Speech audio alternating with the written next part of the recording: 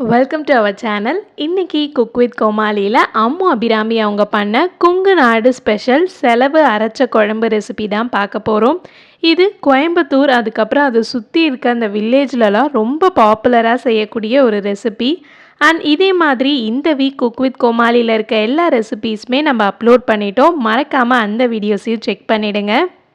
First இந்த குழம்பு செய்கிறதுக்கு நான் ஒரு 1/4 கப் அளவுக்கு காராமணியை கிட்டத்தட்ட 4 மணி நேரம் ஊற வச்சுட்டேன். இப்போ ஊற வச்ச காராமணியை ஒரு ப்ரெஷர் குக்கரில் சேர்த்துட்டு கரெக்டாக 2 விசில் விட்டு எடுத்துக்கோங்க. ரொம்ப விட்டிங்கன்னா குழஞ்சிடும். அடுத்து நாம் இதுக்கு தேவையான மசாலா பவுடர் ரெடி பண்ணிடலாம்.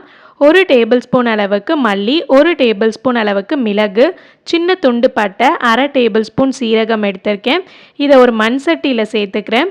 இதை நல்லா ட்ரை ரோஸ்ட் பண்ணிக்கோங்க. கிட்டத்தட்ட 1லேருந்து 2 நிமிஷம் நல்லா லோ ஃப்ளேம் வச்சுட்டு ட்ரை ரோஸ்ட் பண்ணிக்கலாம். அடுத்து ஒரு 4 வரமிளகாய் எடுத்து வச்சுருக்கேன். அதை இதில் சேர்த்துக்கோங்க. உங்களுக்கு காரம் கொஞ்சம் அதிகமாக வேணும்னு நினச்சிங்கன்னா இன்னும் 2 மிளகாய் சேர்த்துக்கலாம். இப்போது இதை எல்லாத்தையும் நம்ம மிக்சியில் சேர்த்து அரைச்சிக்கலாம். அடுத்து அதே மண் சட்டியில் 1 டேபிள் ஸ்பூன் எண்ணெய் சேர்த்துருக்கேன். கூடவே ஒரு 20 அளவுக்கு சின்ன வெங்காயம் எடுத்திருக்கேன். அதை சேர்த்துக்கலாம். இந்த ரெசிபி பொறுத்த வரைக்கும் கண்டிப்பாக சின்ன வெங்காயமில் ட்ரை பண்ணுங்கள். அப்போ தான் அது ஒரு சூப்பரான டேஸ்ட் உங்களுக்கு கொடுக்கும். அடுத்து இது கூடவே ஒரு 5 பூண்டு எடுத்திருக்கேன். அதை சேர்த்துக்கலாம். இப்போது வெங்காயம்லாம் நல்லா சாஃப்ட் ஆகிற வரைக்கும் வதக்கி விட்டுக்கலாம். அடுத்து ஒரு 3 துண்டளவுக்கு தேங்காய் எடுத்திருந்தேன். அதை சும்மா இந்த மாதிரி ரஃப்பாக கட் பண்ணிவிட்டு அதையும் இந்த வெங்காயத்தோடு சேர்த்துட்டு நல்லா இந்த மாதிரி வதக்கிக்கோங்க.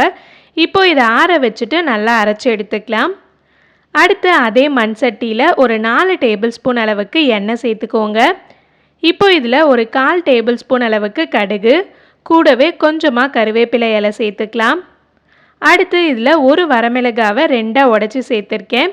இப்போ இதில் ஒரு 5 அளவுக்கு பூண்டு எடுத்திருக்கேன். அதை சேர்த்துக்கலாம். அடுத்து ஒரு 30 அளவுக்கு சின்ன வெங்காயம் எடுத்திருக்கேன். அதை இதில் சேர்த்துக்கலாம். இந்த ரெசிபி பற்றி நான் படிக்கும்போது ஒரு சூப்பரான விஷயம் தெரிஞ்சுக்கிட்டேன். அதை உங்கள் கூட ஷேர் பண்ணிக்கிறேன். முன்னாடிலாம் இந்த குழம்பை செலவு ஆட்டின குழம்பு அப்படின்னு சொல்லுவாங்களாம்.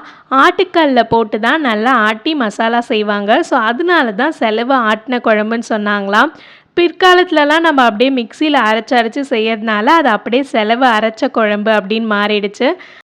அண்ட் செலவு குழம்பு அப்படின்னு எப்படி பேர் வந்துச்சுன்னா, முன்னாடிலாம் பார்த்திங்கன்னா எல்லாருக்குமே நிலம் இருக்கும். அதில் தான் அரிசியை பயிரிட்டு எடுப்பாங்க.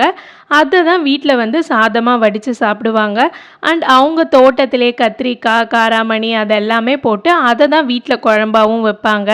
ஸோ அவங்க மாதத்தில் செலவு பண்ணுறது அப்படின்னு பார்த்திங்கன்னா இந்த மிளகா, மல்லி, சீரகம் வாங்கிறதுக்கு தான். ஸோ இந்த பொருளெல்லாம் செலவு சாமான் அப்படின்னு சொல்லுவாங்களாம். ஸோ இந்த செலவு சாமானை வச்சு பண்ணுற குழம்புனால இதை செலவு குழம்பு அப்படின்னு சொன்னாங்களாம். இதுதான் இந்த குழம்பை பற்றி நான் தெரிஞ்சுக்கிட்ட விஷயம். உங்களுக்கு வேறு ஏதாவது தெரிஞ்சிச்சுன்னா மறக்காமல் கமெண்ட் செக்ஷனில் சொல்லுங்கள். இப்போது இந்த குழம்புல கொஞ்சமாக பெருங்காயத்தூள் சேர்த்துக்கலாம். உங்கள்கிட்ட கட்டி பெருங்காயம் இருந்துச்சுன்னா நீங்கள் ஃபஸ்ட்டே நம்ம மசாலாலாம் வறுத்தோம்ல அதோடு சேர்த்து வறுத்துட்டு அரைச்சிக்கோங்க. அடுத்து இதில் ஒரு தக்காளி கட் பண்ணி வச்சுருக்கேன். அதை சேர்த்துக்கலாம். இப்போது இதில் நம்ம காய்கறி சேர்க்க போகிறோம். காய்கறி எப்பயுமே உங்களோட சாய்ஸ் தான். எது உங்கள் வீட்டில் இருக்கோ நீங்கள் அது சேர்த்துக்கோங்க. நான் ஒரு முருங்கைக்காய் சேர்த்துக்கிறேன். கூடவே 2 கத்திரிக்காய் சேர்த்துக்கிறேன். அண்ட் காராமணி ஆல்ரெடி வேக வச்சுட்டோம். அதை கொஞ்சம் நேரம் கழித்து சேர்த்துக்கலாம்.